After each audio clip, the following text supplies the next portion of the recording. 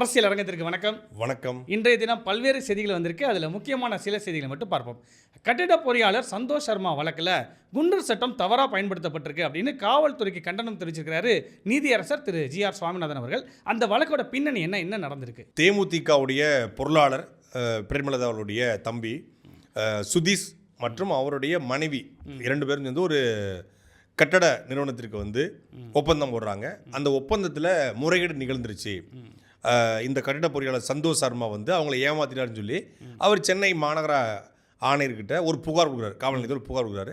அந்த புகாரின் அடிப்படையில் இவரை போலவே பல பேரை அவர் ஏமாத்திருக்காரு அப்படின்னு சொல்லி அவர் மீது வழக்கு பதிவு செய்கிறாங்க. வழக்கு பதிவு செஞ்சு அவர் மீது குண்டர் சட்டம் பாய்ச்சப்படுது. அவர் வந்து அந்த குண்டர் சட்டத்தை ரத்து செய்ய சொல்லி சென்னை உயர்நீதிமன்ற கிளையை நாடுறாரு. இந்த வழக்கில் குண்டர் சட்டம் தவறாக பயன்படுத்தப்பட்டிருக்கு, எந்த அடிப்படையில் இவர் மீது குண்டர் சட்டம் பாய்ச்சப்பட்டுச்சு அப்படிங்கிறதுக்கு மாநகர ஆணையர், அதாவது முன்னாள் மாநகர ஆணையர், இன்றைய லஞ்ச ஒழிப்புத்துறையினுடைய டிஜிபி திரு அருண் அவர்கள் வந்து அருண் ஐபிஎஸ் அவர்கள் வந்து நேரில் வந்து ஆஜராகணும்னு சொல்லி உத்தரவுப்படுறார். இது ஒரு வார காலமாக இந்த வழக்கு பரபரப்பாயிடுச்சு. ஏன்னா இது வரைக்கும் வந்து ஒரு ஐபிஎஸ் கிரேடோ டிஜிபி கிரேடுக்கு ஒருத்தர் வந்து நேரடியாக ஆஜராகணும்னு சொல்லி எந்த நீதிபதியும் உத்தரவு கிடையாது. ஆனால் இல்லை குண்டர் சட்டம் தவறாக பயன்படுத்தப்பட்டிருக்கு அப்படிங்கிற குற்றச்சாட்டு அடிப்படையில் வர சொல்கிறாங்க. அது மட்டும் இல்லாமல் அந்த மெமோன்னு சொல்லுவாங்க இல்லையா, அதாவது அருண் ஐபிஎஸ் அவர்கள் வந்து நேரடியாக ஆஜராகணும்னு சொன்னால் அழைப்பானையை கொடுப்பதற்காக நீதிமன்றத்திலேருந்து ஒரு ஊழியர் போயிருக்காரு. அவரை 2 மணி நேரம் காக்க வச்சுட்டாங்க அப்படின்னு குற்றச்சாட்டு வருது. ஸோ அதுவும் கேள்வி கேட்குறாங்க, எப்படி நீதிமன்ற ஊழியரை நீங்கள் வந்து காக்க வச்சிங்க அப்படின்னு சர்ச்சையாக மாறுது. இதில் தான் அருண் ஐபிஎஸ் அவர்கள் ஏன் குண்டர் சட்டம் பாய்ச்சப்படுதுன்னு தன் தரப்பு விளக்கத்தை அவர் கொடுத்துருக்காரு.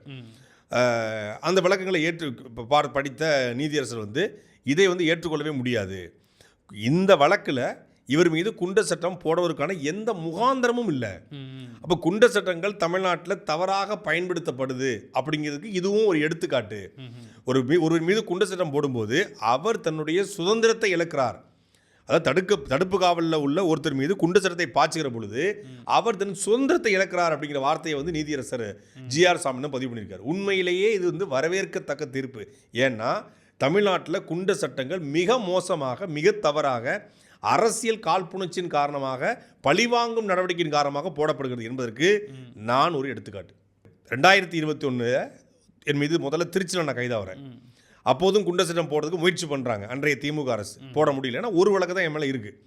அப்போ என்ன பண்ணால் நான் வெளியே வந்துடுறேன். திருச்சியில் 57 நாட்கள் சிறையில் இருக்கேன். வெளியே வந்துடுறேன்.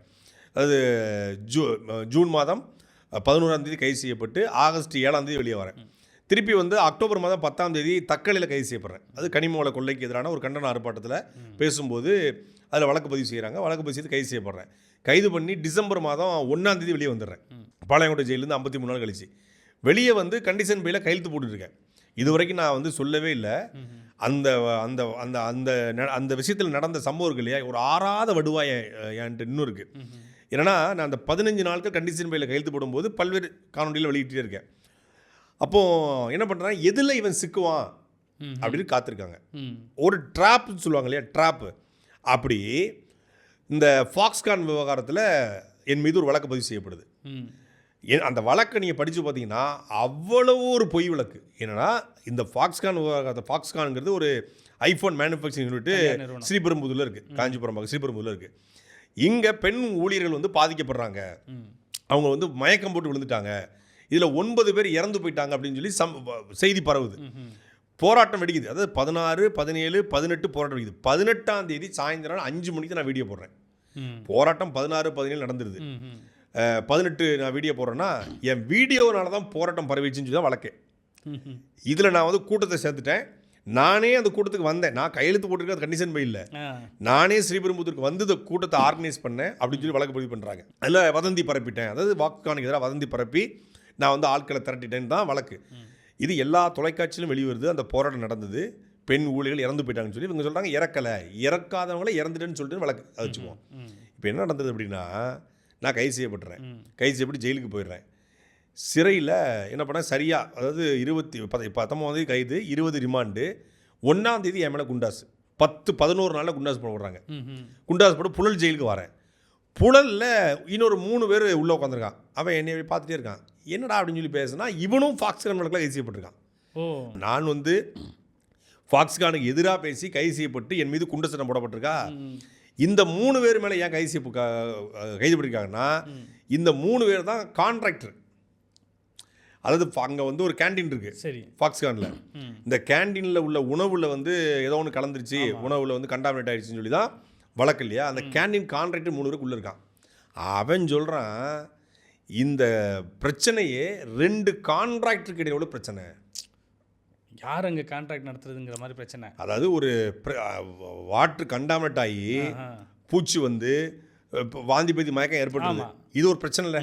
இந்த பிரச்சனையை இன்னொரு கான்ட்ராக்ட் ஊதி பெருசாக்குறான். இன்னொரு கான்ட்ராக்ட் என்ன பண்ணுறான்னா, ஒரு வாட்ஸ்அப்பில் நிறைய பேருக்கு என்ன மாதிரி நிறைய பேருக்கு இவன் என்ன பண்ணுறான், ஒரு காம்படிட்டர் இவன் என்ன பண்ணுறான், இந்த செய்தியை பெருசாக்குறான். அதாவது ஒரு மலையில் ஆர்ஓ பிளான்ட் உடஞ்சி பூச்சி வந்து அது பூச்சி கலந்து கண்டாமினேட் ஆகி மயக்கம் போட்டு விழுந்தெல்லாம் உண்மைதான், மாற்று கருத்தே கிடையாது. ஆனால் இந்த செய்தியை வந்து பூமாக்கணும், பெருசாக்கணும். அப்படின்னா தான் அந்த கான்ட்ராக்ட் வந்து கேன்சல் ஆகும், இவன் வர முடியும். இவன் என்ன பண்ணுறான்னா, அதான் ட்ராப்னு சொன்னோம் இல்லையா. என்ன ட்ராப்னா, எனக்கு இந்த 16, 17, 18 3 நாள் என்னுடைய எக்ஸில் ஒரு அந்த டிஎம் பண்ணலாம் இல்லையா, அது தொடர்ச்சியாக மெசேஜ் வருது. அண்ணா உங்களை விட்டால் யாராலையும் எங்களை காப்பாற்ற முடியாது, இங்கே நடந்துட்டு இருக்க அநீதியை பேசுங்கண்ணா, நீங்கள் தானா பேசணும் அப்படின்னு நிறைய பேர் பேசுகிறாங்க. இல்லைன்னா கோயில்பட்டியை சார்ந்த ஒரு பையன், அவன் தன்னை வந்து நாம் தமிழர் ஆதரவாளர்னு அறிவுப்படுத்தினான். நானும் என்டிகே சப்போர்ட் தானே, என் தங்கச்சி வந்து அங்கே வேலை செய்யுது, நீங்கள் பேசணும்னு சொல்லி புகைப்படம் எல்லாத்தையும் அனுப்புகிறான். அப்போ பார்க்கும்போதே பரிதாபமாக இருக்குது. இப்போ நீங்கள் வாட்ஸ்அப்பில் அனுப்புன்னு சொல்கிறேன். வாட்ஸ்அப்பில் சம்மந்தப்பட்ட பொண்ணு, நான் ஃபாக்ஸ்கானில் தான் வேலை பார்க்குறேன், நான் அந்த கூட்டத்தில் நிற்கிறேன்னு சொல்லி அங்கேருந்து ஒரு செல்ஃபி வீடியோலாம் எடுத்து அனுப்புது. ஸோ இப்போ இதை பார்க்கும்போது என்ன பார்ப்பீங்க, யாராக இருந்தாலும் பேசுவான்ல. ஆமாம், சரி இது நடந்துருது. அப்போ எனக்கு குண்ட சட்டம் போட்டுறாங்க. குண்ட சட்டை போடப்போ நான் உள்ளே இருக்கேன். நான் என் மனைவிட்ட சொல்லி இந்த ஐடியில் சொல்லி ஃப்ரெண்டு செல்ஃபோனை படிச்சிடுறாங்க. அப்போ செல்ஃபோனில் வாட்ஸ்அப் எடுக்க முடியாது. ஆனால் இந்த எக்ஸ் எடுக்கலாம்ல, ட்விட்டரோட இதோட ட்விட்டரோட ஐடி அந்த பாஸ்வேர்டை சொல்லி இதில் வந்து இந்த மாதிரி ஒருத்தர் மெசேஜ் பண்ணியிருப்பாரு, அவங்களுக்கு கால் பண்ணி இவங்க சொன்னதுனால தான் நான் பேசினேன் அப்படிங்கிறத வந்து நீதிமன்றத்தில் நீங்கள் கொடுங்கன்னு சொல்கிறேன். அந்த ஃபோன் நம்பர் எடுக்கவே இல்லை. வெளியே வந்த பிறகு நான் ஃபோன் நம்பர் எடுத்துகிட்டு மெசேஜ் பண்ணுறேன். மெசேஜில் ரிப்ளையில் எதுவுமே இல்லை. அப்போது திட்டமிட்டு ஒரு ஆர்கனைஸ் பண்ணி, இது வந்து காவல்துறை ஆர்கனைஸ் பண்ணி பண்ணிச்சா இல்லை அந்த காம்படிட்டர் கான்ட்ராக்டர் ஆர்கனைஸ் பண்ணி பண்ணான்னு சொல்ல. ஆனால் அதில் நான் 213 நாள் ஜெயிலில் இருந்தேன். எந்த தப்பும் செய்யலை. இவங்களுக்கு சப்போர்ட் பண்ணி வீடியோ போட்டங்கிற ஒரே ஒரு காரணம் தவிர. இல்லைன்னா யாருக்காக வீடியோ போட்டனோ அவன் அத்தனை பேரும் என்னை பிளாக் பண்ணியிருந்திருக்கான். வெளியே வந்து பார்த்தா டிஎம்ல பிளாக் பண்ணியிருந்திருக்கான். அப்போ எப்படி இருக்கும் பாருங்கள்.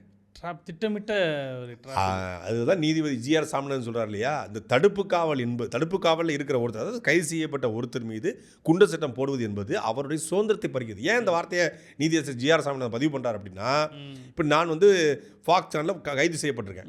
15 நாள் தான் ரிமாண்ட். அந்த வழக்குக்கு பேசுகிற வீடியோ போட்டேன், அவ்வளோதானே, வேறு ஒன்றுமே இல்லை. அதிகபட்சம் மேக்ஸிமம் 15 நாள். இப்போ நான் 1ஆம் தேதி எனக்கு வந்து 1ஆம் தேதி லீவு, 2ஆம் தேதி பெயில் வரணும். 2ஆம் தேதி டிசம்பர் 2ஆம் தேதி கோர்ட்டு, திருவள்ளூர் கோர்ட்டில் எனக்கு பெயில் வரப்போகுது. நான் அன்றைக்கி ஷேவ் பண்ணி பெயில் வரப்போகுது அப்படின்னு சொல்லி சட்டையெல்லாம் எடுத்து போட்டு காலைல 10 மணிக்கு தயாராக இருக்கேன்.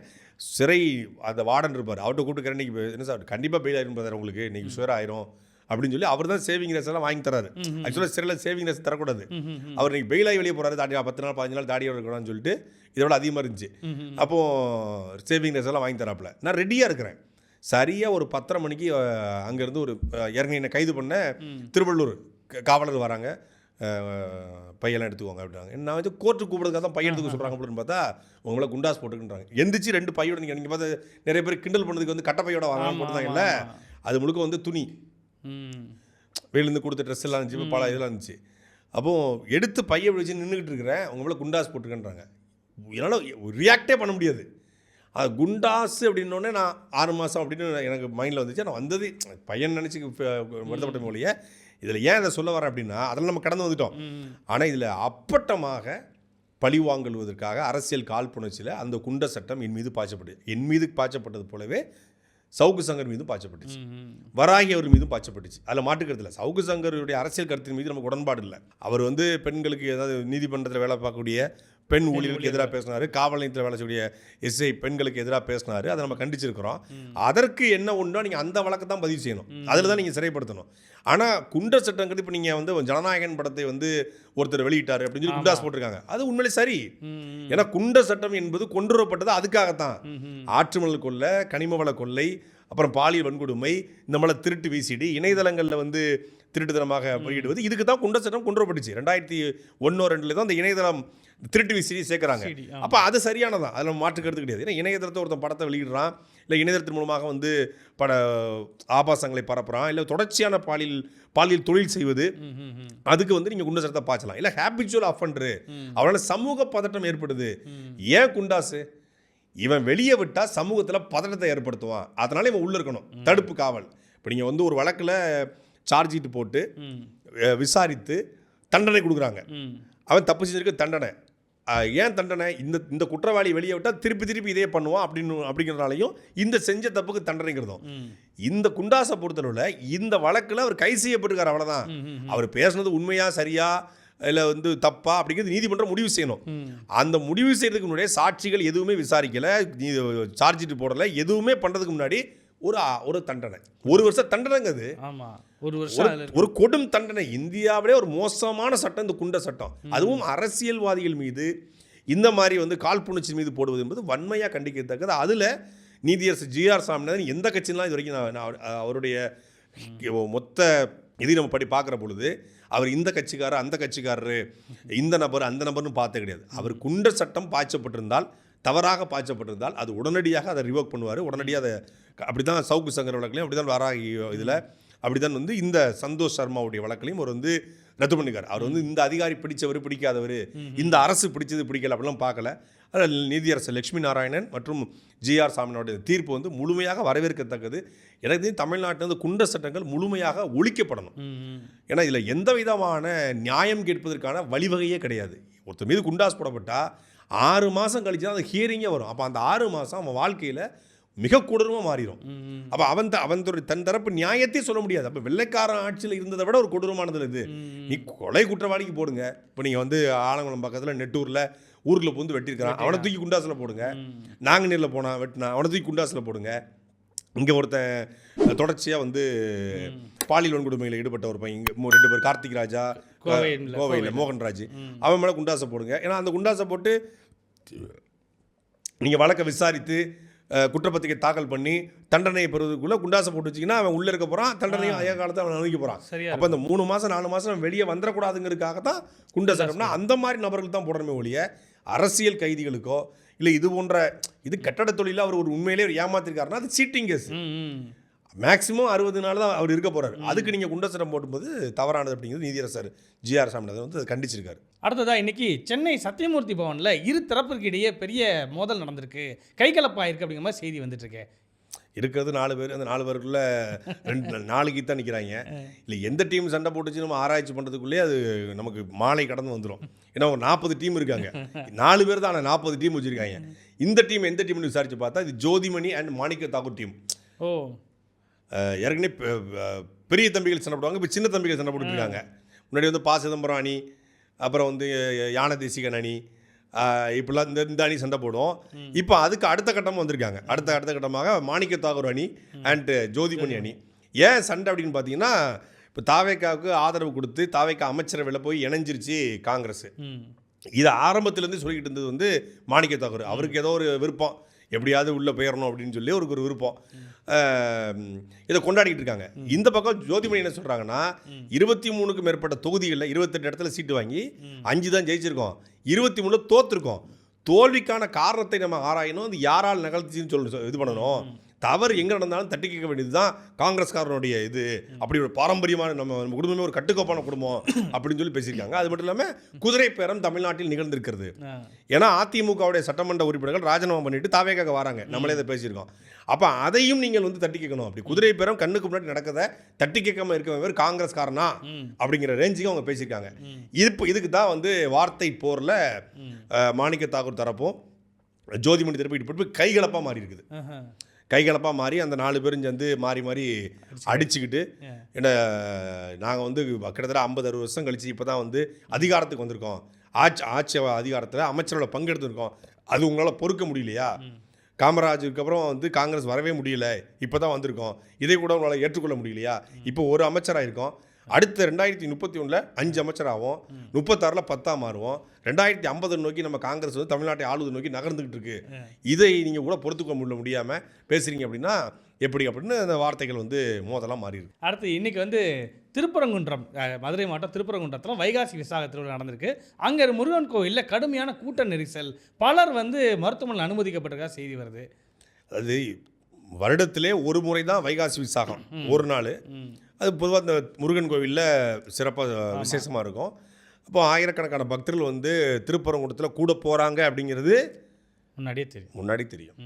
இப்போ குழந்தைங்க வர போகிறாங்க, இன்றைக்கி வந்து விடுமுறை காலம் வர, கோடை விடுமுறை காலம் வர, இன்றைக்கி சனிக்கிழமை வேறு. அப்படிங்கும்போது வாட விடுமுறை, கோடை விடுமுறை எல்லாம் சேர்ந்துருக்கு. அப்படிங்கும்போது பக்தர் வருவாங்கன்னு தெரியும். அவங்களுக்கு குறைந்தபட்சம் வெயிலில் நிற்காமலுக்கான ஒரு பந்தல்களை அமைச்சு கொடுத்துக்க வேண்டியது அறநிலையத்துறையினுடைய வேலை. நீங்கள் கோவிலில் போயிட்டு முறுக்கு நமத்து போயிருக்கா, இல்லை வந்து முறுக்கோட எக்ஸ்பிரி டேட் எப்படி இருக்குது, திருச்செந்தூர் கோயிலில் போயிட்டு அவர் வந்து மாறுவேட போட்டியெல்லாம் கலந்துக்கிறாரு அமைச்சர், அதுக்கெல்லாம் நேரம் இருக்குது.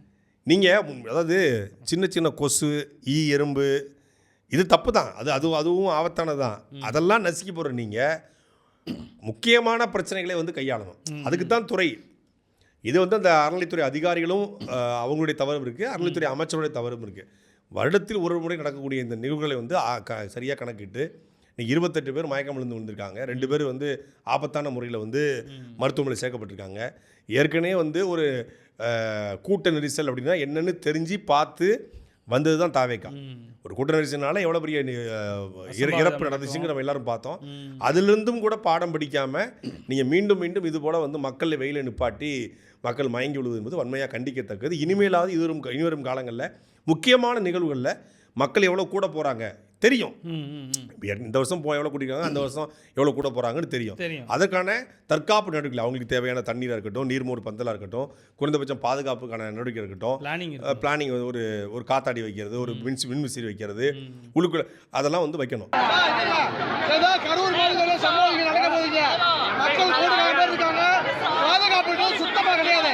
திருப்பரங்குன்றம் பால்குடம் இன்னைக்கு வருஷம் சற்று பேர் கையில போட்டு 100 பேரா உள்ள விடுவாங்க. இந்த வருஷம் 16 கால் மண்டபத்துல இருந்து இங்க பாருங்க சுத்தி திருப்பரங்குன்றம் பஸ் ஸ்டாண்ட் வரைக்கும் வருஷம் நிப்பாட்டு. வயசானவங்க, சின்ன பிள்ளைங்க பூரா கூட்டத்துல நிக்கிறாங்க. காவல்துறையே இங்க இல்ல, சரியான ஒரு பாதுகாப்பே இங்க இல்ல. கரூர்ல நடந்த சம்பவம் மாதிரி இங்க நடக்க விட்டாதீங்க. இப்ப நீங்க கோவில்னு சொன்னதுனால இன்னொரு இது வருது. ஒரு பொதுநல வழக்கு சென்னை உயர்நீதிமன்றத்தில் நேற்று போட்டிருக்காங்க. இதே நீதியரசர் GR சுவாமிநாதன், லட்சுமி நாராயணன். அந்த வழக்கு என்னன்னா, தமிழ்நாடு முழுமைக்கூடிய கோவில்களில் VIP தரிசனத்திற்கு தடை செய்ய வேண்டும் அப்படின்னு தான் வழக்கு. விஸ்வ ஹிந்து பரிஷத்துடைய வடமாநில, வட தமிழ்நாடு, வடநாடு இல்லை, வட தமிழ்நாடு மாநில தலைவர் சொக்கலிங்கம் என்பவர் தான் அந்த வழக்கை போட்டிருக்காரு. இந்த வழக்கு அதே நீதியரசர் GR சுவாமிநாதன் மற்றும் லட்சுமி நாராயணனுடைய அமர்வில் வந்திருக்கு. இந்த வழக்கை விசாரித்த நீதிபதிகள் வந்து உண்மையிலேயே ஒரு முக்கியமான கருத்தை பதிவு பண்ணியிருக்காங்க. நீங்கள் வந்து 1000 ரூபா, நம்ம நேற்று பேசுனது தான், 1000 ரூபா கொடுத்தா பக்கத்தில் நிற்கலாம், 2000 ரூபா கொடுத்தா கருவறை பக்கத்தில் நிற்கலாம், அதுக்கு மேலே காசு கொடுத்தா கடவுளை கட்டி பிடிக்கலாமான்னு கேட்டிருக்காங்க. இது நீதியரசரே கேட்டிருக்காங்க. அதிகமாக காசு கொடுத்தா வந்து நீங்கள் வந்து கோவில் சாமி சிலையை கட்டி பிடிக்க வச்சுருவீங்களா? இப்போ அப்படி ஆயிடுச்சுல்ல. நீங்கள் வந்து செல்ஃபி எடுக்கிறது, ஒரு அண்ணன் மதுரை முத்து கூட ஒரு காமெடி சொல்லிப்பார். இந்த மாதிரி 200 ரூபா தட்டில் போட்டோம்னா பக்கத்து நிப்பாட்டி பார்க்க வைப்பாங்க, ஒரு 500 ரூபா கொடுத்தோம் அப்படின்னா கதவை திறந்து விட்டு உள்ளே வாங்க, நீங்கள் எது வெளியே நிற்கிறீங்க உள்ளே வாங்க அப்படிம்பாங்க. ஒரு 1000 ரூபா கொடுத்தோம்னா 8 மணிக்கு நட சாத்திடுவோம், நீங்கள் வீட்டுக்கு போயிருங்க, அப்புறம் 9 மணிக்கு நானே சைக்கிள் வச்சு தூக்கிட்டு வந்துடுறேன். அந்த மாதிரி ஆயிடுச்சு. நீங்கள் இது வந்து யதார்த்தமாக இருக்குது. நீங்கள் ஒரு 2000 ரூபா, 3000 ரூபா, 4000 ரூபா கொடுக்கக்கூடிய இது வந்து இவங்கெல்லாம் VVIPகள். அப்போது வந்து இது வந்து இறைவன் என்பவன், கடவுள் என்பதாக இருக்கட்டும், சாமியாக இருக்கட்டும், இல்லை இந்த சாமியாக இருக்கட்டும், எல்லாருக்கும் பொதுவானவங்க தானே. திருச்செந்தூர் முருகனாக இருக்கட்டும், இல்லை வெக்காளியம்மனாக இருக்கட்டும், இல்லை சமயபுரம் மாரியம்மனாக இருக்கட்டும், இல்லை வந்து கபாலீஸ்வரராக இருக்கட்டும், இல்லை வடவள்ளி முருகனாக இருக்கட்டும், எல்லாருக்குமே பொதுவானவங்க. திருவண்ணாமலை அருணாச்சலேஸ்வரர் எல்லாருக்கும் பொதுவானவங்க. அப்படின்னா நீங்கள் 100 ரூபா ஒரு தரிசனம், 500 ரூபா ஒரு தரிசனம் அப்படிங்கிறது வந்து அதுலேயே பாகுபாடு பிரிக்குதுல்ல, அதுலேயே ஒரு ஏற்றத்தால் உருவாகிடுதுல்ல. நீங்கள் எவ்வளோ பெரிய கோடீஸ்வரனா கூட இருங்க, நீங்கள் வந்து ஒரு 5000 கோடிக்கு அதிபதியாக இருக்கட்டும், அவனுக்கும் அதே வரிசை தான். நீங்கள் 50 ரூபா ஒரு நாளைக்கு சம்பாதிக்கக்கூடிய ஆளாக இருங்க, அவனுக்கும் ஒரே வரிசை. எங்கே மெக்காவில். ஆமாம். பெரிய கோடீஸ்வரருங்க அப்படின்னு நீங்கள் வந்து மெக்காவுக்கு போனாலும் உங்களை வந்து திறந்து விட்டு உள்ளலாம் அனுப்ப மாட்டாங்க. 1,00,000 பேர் கூடனாலும், அதே கூட ஏஆர் ரகுமான் போனாலும் அவர் அங்கே தான் நிற்கணும். நம்ம ஊரில் கூடிய கறிக்கடை பாய் போனாலும் அங்கதான் அவர் பக்கத்தில் நிற்கணும். அதே போல தான் பள்ளிவாசலில் நீங்கள் பள்ளிவாசல் கட்டுவதற்கு இடம் கொடுத்த நபராக கூட இருக்கலாம். அந்த பள்ளிக்காலத்தில் கட்டுறதுக்கு இடம் கொடுத்துருக்கலாம். இல்லை பள்ளிவாசலில் வந்து ஏதாவது ரம்ஜான் பண்டிகை வருது, சிறப்பு தொழுகைக்கு வந்து நீங்கள் 1 கோடி பணம் கொடுத்துருக்கலாம். இல்லை வந்து ரம்ஜான் காலகட்டத்தில் ஒரு நோன்பு திறக்கிறதுக்கு வந்து நீங்கள் வந்து கூழுக்கு இல்லை வந்து பேரிச்சம்பழத்துக்கு காசு கொடுத்துருக்கலாம். நீங்கள் வந்து ஒரு 6 மணி தொழுகை இல்லை 6:25 தொழுகை, நீங்கள் 6:30க்கு வரீங்க, தாமதமாக வரீங்க, இல்லை அவர் இப்போ பணம் கொடுத்துருக்காரு 1 கோடி, முன்னாடி கொண்டு போகலாம். கடைசியாக வந்தால் கடைசியாக தான், முன்னாடி வந்தால் முன்னாடி தான். நான் வந்து அந்த மதத்தை போட்டிருக்கா சொல்லலை. இதுதான் சரி. அந்த நடைமுறை தானே எல்லா மதத்திலையும் இருக்கணும். அப்படித்தானே இந்த நீங்கள் தேவாலயத்திலும் இருக்குது. பல்வேறு தேவாலயங்கள் அப்படி தான் இருக்குது. ஒரு முன்னாடி வந்துட்டாருங்கிறதுக்காக முன்னுரிமையில கிடையாது. ஆனால் இங்கே காலையிலேருந்து காது கிடப்பான். 4 மணிக்கு நடந்துருக்குன்னா முதல் நாள் இரவே போயிடுறான் பக்தியோடு. நீங்கள் திருநெல்வேலியிலேருந்து கிளம்பி திருச்செந்தூருக்கு நடந்து போய் காத்து கிடப்பான். அவன் கையில் காசு இருக்காது, ஆனால் அவன் பொது தரிசனத்தில் காத்து கிடப்பான். ஆனால் 6 மணிக்கு வந்த ஒருத்தர் 5,000 ரூபா பணம் வச்சுருந்தாருன்னா அவர் 6:05க்கு பார்த்துட்டு வெளியே வந்தவர் மாலையோட எலுமிச்சம்பழத்தோட சிறப்பு திருநீரோட. இப்போ உண்மையிலே வந்து கடவுளுக்கு அருள் இருக்குன்னா கடவுள் வந்து திருச்செந்தூரில் திருநெல்வேலியிலேருந்து நடந்து வந்து இரவு முழுக்க காத்து கிடக்கிற அவன் பக்கம் நிற்பானா, இல்லை வந்து 6 மணிக்கு வந்து 6:05க்கு 5,000 ரூபா கொடுத்து பார்த்து போகிற இவன் பக்கம் நிற்பானா அப்படிங்கிற கேள்வி இருக்குது. அப்போ இறைவன் எல்லாருக்கும் பொதுவானவர் அப்படிங்கிற அடிப்படையில் நீதியரசர் ஜி.ஆர். சாமிநாதன் தமிழக அரசுக்கு மொத்தமாகவே இதை ஒரு கோரிக்கையாக வச்சுருக்காங்க. தமிழ்நாடு முழுக்க இந்த சிறப்பு சலுகைகளை தள்ளுபடி பண்ணு. அப்போ அங்கே அரசு தரப்பு வழக்கறிஞர் பாலசுப்ரமணியன் என்ற ஒருத்தர் அவர் என்ன சொல்லியிருக்காரு அப்படின்னா, இந்த சிறப்பு தரிசனங்கிறது வந்து ஒன்றும் விஐபி தரிசனம் ஒன்றும் இல்லை. இந்த சிறப்பு தரிசனத்தை பொறுத்தவரையில் கோவிலுடைய வருமானத்தை பெருக்குவதற்காகவும் அந்த வருமானத்தின் மூலமாக இன்னும் கொஞ்சம் பக்தர்களுக்கு ஏதாவது செய்யணும் நல்ல நோக்கத்தோடு தான் நாங்கள் வச்சுருக்கோம் அப்படின்னு சொல்லியிருக்காரு.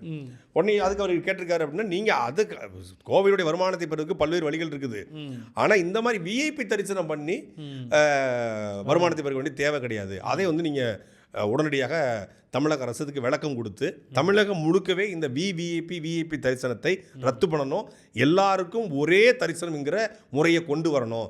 இதில் உண்மையிலே பக்தர்கள் வந்து பாதிக்கப்படுறாங்க அப்படிங்கிறத சொல்லியிருக்காங்க. இது உண்மையிலே வரவேற்கத்தக்கது. எப்படி இந்த குண்டு சட்டத்துக்கு எதிரான தீர்ப்பு வரவேற்கத்தக்கதோ அப்படி இந்த கோவிலில் சிறப்பு தரிசனத்துக்கு எதிரான தீர்ப்பும் வரவேற்கத்தக்கது. அடுத்ததா இதே திருப்பரங்குன்றம் பற்றின செய்தி. அதாவது இந்த ஆட்சி அமைஞ்ச உடனே 717 மதுக்கடையை மூடிக்கொண்டு சொன்னாங்க. அதே மாதிரி மதுரை மாவட்டம் திருப்பரங்குன்றத்தில் ஒரு 3 கடையை வந்து மூடிட்டாங்க. ஆனால் மூடப்பட்ட ஒரு கடை வந்து மறுபடியும் இயங்க ஆரம்பிச்சிருச்சுன்னு இன்றைக்கி காலையிலேருந்து சோஷியல் மீடியாவில் ஓடிட்டு இருக்கு. இல்லை அந்த இடத்துல நீங்கள் அப்போ அது அப்படி பார்க்கக்கூடாது. அது வந்து இப்போ அந்த இடத்துல பார் வச்சுருந்தவர் அவர் அதிமுககாரர். இப்போ அவர் அதிமுககாரரும் தாவைக்களை சேர்ந்துட்டார். இப்போ தாவைக்களை சேரும்போது அவருடைய பாரை திறந்து விட்டாருன்னு ஒரு அதிமுகலேருந்து தாவைக்களை இருப்பார், திருப்பி இல்லைன்னா வேற கட்சிக்கு போயிட்டாருன்னா. ஆனால் அவர் பாரை திறக்கத்தான் அதிமுகலேருந்து தாவைக்காக வந்திருக்காங்கிற விஷயமே எங்களுக்கு தெரியல. இப்போ அதிமுகலேருந்து அலையலையாக வராங்கன்னு சொன்னாங்க, 90 விழுக்காடு வரப்போகிறான்றாங்க. ஏற்கனவே இது போல் ஏதோ ஒரு காரணத்திற்காக சுயநலத்திற்காகவோ தன்னுடைய லாபத்து தேவைக்காகவோ சொல்லப்போனால் பக்கா செல்ஃபிஷ்னஸ், தன் தேவைக்காக மட்டும் இருந்தவர்கள் எந்த கட்சியிலும் சரி அவங்க விலகி தாவேக்காக போகிறாங்க. தாவேக்காவோட தலைவர் வந்து எம்ஜிஆர் ஆட்சியை கொடுக்குறாரு, ஜெயலலிதா ஆட்சியை கொடுக்குறாங்க. அவர் வந்து 15 நாட்களில் 15 ஆண்டுகள் செய்ய வேண்டிய சாதனையை செஞ்சுட்டாங்க அப்படின்னு வெளியே வாய் வேணால் பேசிக்கலாம். ஆனால் உண்மையிலே அதிமுகலேருந்து தாவேக்காக போகிற ஒவ்வொருத்தருடைய பேக்ரவுண்டையும் நீங்கள் வெரிஃபை பண்ணிங்கன்னா நிச்சயமாக 100 விழுக்காடு தனக்கு தேவையான ஒரு காரியம் இருக்கும். ஒரு சட்டமன்ற உறுப்பினர் அவர் வந்து அதிமுகவில் வென்றவர், அந்த தொகுதியின் செல்லப்பிள்ளைன்னு அவரை சொல்கிறாங்க. அவர் விலகி தாவைக்கிழமை இணைகிறார். இணையும் போது சொல்கிறார், நான் வந்து இருந்த இடத்த நான் குறை சொல்ல மாட்டேன், நான் வந்து இப்போ வந்து தாவைக்கல் இணைஞ்சிருக்கேன்னு சொல்கிறாரு. தாவைக்கல் இணைஞ்சிக்கிற காரணத்தை சொல்லி தாவைக்கா நல்ல ஆட்சியை கொடுக்க போது நான் நம்புகிறேன், அதனால் சேர்ந்துருக்கேன், எனக்கு பிடிச்சிக்குன்னு சொல்கிறார். ஆனால் உண்மையான காரணம் என்னன்னா, இவர் எந்த கட்சி ஆட்சிக்கு வந்தாலும் ஆண்டுக்கு 300 கோடி ரூபாய்க்கு கான்ட்ராக்ட் எடுக்கிறார். 300 கோடி. இப்போ அந்த 300 கோடி கான்ட்ராக்ட் முக்கியமா இல்லை அதிமுகவில் இருக்கக்கூடிய அந்த பதவி முக்கியமானு பார்க்குறாரு. எனக்கு பதவியே வேணாம், எம்எல்ஏ சீட்டு கிடைக்கலாம் பரவாயில்ல, நான் என் தொகுதிக்கு தான் நல்லது செய்யணும் ஆசைப்பட்றேன், அதனால் வந்துட்டேங்கிறார். தொகுதிக்கு நல்லது செய்யணும் அதெல்லாம் இல்லை, தன் 300 கோடி கான்ட்ராக்ட். ஆமாம், அவருக்கு 300 கோடி கான்ட்ராக்டர், இவருக்கு டாஸ்மாக் பாரு. அவனவன் ரேஞ்சுக்கு அவரவர் வந்து போய் சேர்ந்துருக்காங்க. அது ஆளுங்கட்சி மீது ஒட்டி கொண்டால் ஒரு பசை கிடைக்கும். நேரடியாக தாவைக்கால வந்து சம்பாதிக்கக்கூடாதுன்னு சொல்லியிருக்காரு, லஞ்சம் வாங்கக்கூடாது, ஊழல் பண்ணக்கூடாது. பட் லீகலாக இந்த டாஸ்மாக்கிறது வந்து லஞ்சம் இல்லையே, அது வந்து பார் நடத்த போகிற சம்மதிக்க போகிறாங்க. இப்போ கான்ட்ராக்டுங்கிறது ஒன்றும் இது இல்லையே, அவங்க கான்ட்ராக்ட் போட போகிறாங்க, சம்பாதிக்க போகிறாங்க. ஸோ அப்புறம் பிஸ்னஸுக்காக தன் தொழிலுக்காக தன்னை காப்பாற்றிக் கொள்ள தாவேக்காவுக்கு நிறைய பேர் தாவறாங்க. அப்படி தான் அந்த மதுரை திருப்பரங்குன்றம் பார் ஓனரும் தாவிருக்காரு. அடுத்ததான் இன்னைக்கு நாகப்பட்டினம் மாவட்டத்தில் விவசாயிகள் எல்லாருமே இன்னைக்கு ஒரு பேரணி போயிருக்காங்க. என்ன அப்படின்னா கர்நாடகாவில் மேகதாது அணை கட்டுவதை தடுத்து நிறுத்தணும் அப்படின்னு. அப்படி பேரணி போன விவசாயிகளை இந்த அரசு கைது பண்ணியிருக்கு. ஏற்கனவே வந்து பரந்தூராக இருக்கட்டும், இது செய்யாறு சிப்காட்டுக்கு எதிராக விவசாயிகள் போராடுறாங்க. இப்போ போராடும்போது அரசு கைது பண்ணுது. செய்யாறு சிப்காட்டில் வந்து பார்த்திங்கன்னா குண்ட சட்டமே போடுறாங்க. அப்படி குண்ட சட்டம் போட்டதை ஒருத்தர் தான் வந்து அருளாறுமன் ஒருத்தர் வந்து தாவேக்காவில் திருவண்ணாமலை போட்டி போட்டாப்புல. அந்த குண்ட சட்டத்தில் விவசாயிகள் கைது பண்ணதை கண்டித்து தஞ்சாவூரில் தாவேக்காவோட தலைவர் விஜய் அவர்கள் பேசும்போது இந்த அரசு வந்து பரந்தூரில் விவசாயிகளை கைது பண்ணுறீங்க, சிப்காட்டில் வந்து செய்யாறில் கைது பண்ணுறீங்க அப்படின்னு பச்சைக்கலை துண்டை போட்டுட்டு பேசினார். எனக்கு விவசாயம் தெரியாது, ஆனால் விவசாயிகளுடைய விவசாயம் தெரியும், ஆனால் விவசாயிகளோட வழி தெரியும். விவசாயம் தெரியாது, விவசாயிகளுடைய வழி தெரியும்னாரு. மேகதாதுல அணை கட்டுனா எங்களுக்கான சரிபங்கு காவிரி நீர் வராது என்ற நோக்கத்தோடு அந்த காவிரி நீரால் முழுமையாக பயனடக்கூடிய அந்த காவிரி நீரை பயன்படுத்தி விவசாயம் செய்து தமிழ்நாட்டுக்கே விளைச்சலை கொடுக்க இருக்கிற விவசாயிகள் தங்கள் வாழ்வாதாரத்தை காப்பதற்காகவும் எதிர்கால தலைமுறையை காப்பதற்காகவும் போராடுறாங்க. தமிழ்நாட்டிலே வந்து டெல்டாவில் தான் இன்றைக்கும் வந்து வேறு எந்த பணப்பயிரும் போடாமல் முழுக்க நெல் உற்பத்தி மட்டும்தான் அவங்க பண்ணுவாங்க. ஏன்னா அவங்க நினச்சா பணப்பயிரை போட்டு போகலாம், ஆனால் இதையும் விட்டுட்டா தமிழ்நாட்டுக்கு உணவு பஞ்சம் வந்துருங்கிற ஒரே ஒரு காரணம் தான் தஞ்சை டெல்டா விவசாயிகள். அப்போ அந்த விவசாயிகள், உணவை தரக்கூடிய விவசாயிகள் வந்து போராடுறாங்க. அதாவது ஒரு மருத்துவர்னா அவருடைய தொழிலை பண்ணுறாரு, ஒரு பொறியாளர்னா அவர் பொறியியல் தொழிலை பண்ணுறாரு, ஆனால் வந்து விவசாயி மட்டும்தான் கடவுளோட தொழிலை பண்ணுறாரு அப்படின்னும் சீமான் சொன்னதை எடுத்து தாவேக்க தலைவர் விஜய் அவர்கள் பேசியிருந்தாங்க. தெய்வத்தின் தொழிலே பண்ணுறாங்க விவசாயிகள் அப்படின்னு சொல்லியிருந்தார். விவசாயியாகவே படத்தில் நடிச்சிருக்காரு. அவர் மேடைகள்லேயும் வந்து பச்சை துண்டை போட்டுட்டு ஒவ்வொரு ஊர்லேயும் பேசினார். அப்போ பேசியது ஒன்று, செய்கிறது ஒன்றா? திமுக ஆட்சியில் விவசாயிகள் ஒடுக்கப்பட்டாங்க, முடக்கப்பட்டாங்க, அடக்கப்பட்டாங்க, கைது செய்யப்பட்டாங்க, குண்டசத்தில் போடப்பட்டாங்க, அவங்க வாழ்வாதாரம் சிதைக்கப்பட்டுச்சு, அவனுடைய கடன் வாங்குகிற அளவுக்கு அவங்க மாற்றப்பட்டாங்க. நான் வந்தால் கடனை பூரா தள்ளுபடி பண்ணுவேன், நான் வந்தால் விவசாயிகளை பாதுகாப்புன்னு சொன்ன தாவேக்க அரசு இது ஒன்று பெரிய, அதாவது பேரழிச்சு போராட்டம் தொடங்கணும். ஒரு கண்டனம் தான் அது, வந்து கண்டனத்தை தெரிவிக்கிறாங்க. அந்த கண்டனத்தை தெரிவிக்க கூட உரிமை இல்லையா? உடனடியாக கைது பண்ண வேண்டிய தேவை என்ன இருக்குது உங்களுக்கு? கைது பண்ண வேண்டிய அவசியம் இருக்குது. சரி, அவங்க போராட போகிறாங்க, அவங்க முழக்கத்தை முன் வைக்கிறாங்க. தமிழ்நாடு அரசின் கோரிக்கையும் அதானே. மேகதாதுல அணை கட்டணுங்கிற தமிழ்நாடு அரசின் கோரிக்கைவா? தமிழ்நாடு அரசு வந்து மேகதாதுல அணை கட்டக்கூடாதுன்னு சொல்லி பிரதமர்கிட்ட வந்து கடிதம் கொடுத்ததாக செய்தி இருந்துச்சு. கொடுத்தாரா கொடுக்கலன்னு தெரியல. என்ன கொடுத்தாரோ அவரும் சொல்லலை, தாவை கலந்து ஆஃபீஸில் வரவில்லை, பிரதமர் பிஎம்ஓ ஆஃபீஸ்லேருந்து வரல. ஃபைல் என்ன இருந்துச்சுன்னு தெரில. அது மேகதாதுக்காக ஃபைல் இருந்துச்சா இல்லை ஜனநாயகன் படத்துக்கான ஃபைல் இருந்துச்சான்னு தெரியல. அப்போது மேகதாதுடைய அணை கட்டக்கூடாது என்பதுதான் உங்கள் கோரிக்கைனா, காவிரி நீரை வாங்கி தருவதான் உங்களுக்கு கோரிக்கைன்னா, உங்கள் நிலைப்பாடுனா, அந்த நிலைப்பாட்டுக்கு ஆதரவாக தானே அவங்க போராடுறாங்க. அப்புறம் ஏன் கைது பண்ணுறீங்க? அப்போது நீங்கள் வந்து துண்டு போட்டுக்கிட்டு விவசாயிகள் வந்து திமுக ஆட்சியில் முடக்கப்படுறாங்க, கைது செய்யப்படுறாங்க, குண்ட சட்டம் போடுறாங்க அப்படின்னு நீங்கள் சொன்னதெல்லாம் பொய்யா? சொல்லுங்க கோபால், பொய்யா? அடுத்ததா இந்த அரசில் வந்து குதிரை பேரம் நடந்திருக்கு அப்படின்னு சொல்லிட்டு அதிமுகவை சேர்ந்த 2 நிர்வாகிகள் இன்னைக்கு ஆளுநரை பார்த்து போய் புகார் கடிதம் கொடுத்துருக்காங்க. இல்லை, ஏற்கனவே அதிமுக வந்து இது தொடர்ச்சியாக அந்த கோரிக்கையை முன் வைக்கிறாங்க. இது நீதிமன்றத்தை வந்து நாங்கள் வந்து நாடுவோம் அப்படிங்கிறத முன் வச்சுருந்தாங்க. குதிரை பேரம் நடந்திருக்குன்னு அதிமுக சொல்லி தான் தெரியணுமா? குதிரை பேரம் நடந்துக்கிறது ஊருக்கே தெரியும், வெளிப்படையாக தெரியும். சும்மா வேணா இது குதிரை பேர ஆச்சு இல்லை குதிரை வேக ஆச்சுன்னு சொல்லி பஞ்சு பேசலாம். குதிரை பேரம் நிகழ்த்தவே இல்லை அப்படின்னா எப்படி அதிமுகவோட சட்டமன்ற உறுப்பினர்கள் விலகி உங்ககிட்ட வர்றாங்க? அதுக்கு மட்டும் பதில் சொல்லுங்கள். அதிமுக சட்டமன்ற உறுப்பினர் விலகி வர்றதை நீங்கள் எப்படி ஏற்றுக்குவீங்க? அப்போ ஏதோ ஒன்று நிகழ்ந்துருக்குல்ல. நீங்கள் வந்து அதிமுகவில் எம்ஜிஆரை ஜெயலலிதாவை கொள்கை தலைவராக ஏற்றுக்கொண்ட ஒரு கூட்டம் எப்படி விலகுது? நம்ம வந்து ஒவ்வொரு முறையும் சொல்கிறோம், கொள்கையற்ற ஒரு கூட்டம் அது சிதறி போகும், சித்தாந்தம் இல்லாத கூட்டம் சிதறி போகும் என்பதற்கு சிறந்த எடுத்துக்காட்டு அதிமுக. ஒரு கொள்கை அப்படின்னு ஒன்று இருந்துச்சுன்னா அந்த கொள்கையை தாண்டி சிந்திக்க மாட்டாங்க. கொள்கை இல்லை அப்படிங்கும்போது அவங்களுக்கு எந்த கொள்கையும் கிடையாது. அதிமுக என்று தனித்த நிலைப்பாடான ஒரு கொள்கை கிடையாது. அது திமுகவுடைய நீட்சியாக இருந்தால் கூட என்னது முழுமையான திராவிட கட்சியாகவும் அவங்க வந்து காட்டிக்கொள்ளல. அது வந்து அன்னைக்கே வந்து அனைத்து இந்திய அப்படின்னு போயிட்டாங்க, இந்திய தேசிய திராவிடன்னு போயிடுச்சு, முடிஞ்சிச்சு கதை. அப்போ அது கொள்கை இல்லாத கூட்டமாக இருக்க போய் தான் அது செதறுது. அது வந்து தன் தேவைன்னு பார்க்குது, தன் தேவைன்னு பார்க்குது. அப்போ தன் தேவைன்னா அது எந்த தேவை? ஒருத்தர் டாஸ்மாக் பாரு, ஒருத்தர் கான்ட்ராக்டர், இன்னொருத்தருக்கு சோஃபா, இன்னொருத்தருக்கு சோ கால்டு வேற இருந்ததோ. அப்போ ஒரு பேரம் நடந்திருக்கு. அதுக்கு பேர் தான் குதிரை பேரம். அது உறுதி 100 விழுக்காடு தாவேகா குதிரை பேரம் செய்யப்பட்டது, உறுதி செய்யப்படும். பல்வேறு செய்திகள் குறித்து பேசணும். மீண்டும் நாளை அரசியல் நிகழ்ச்சியில் சந்திப்போம். நன்றி.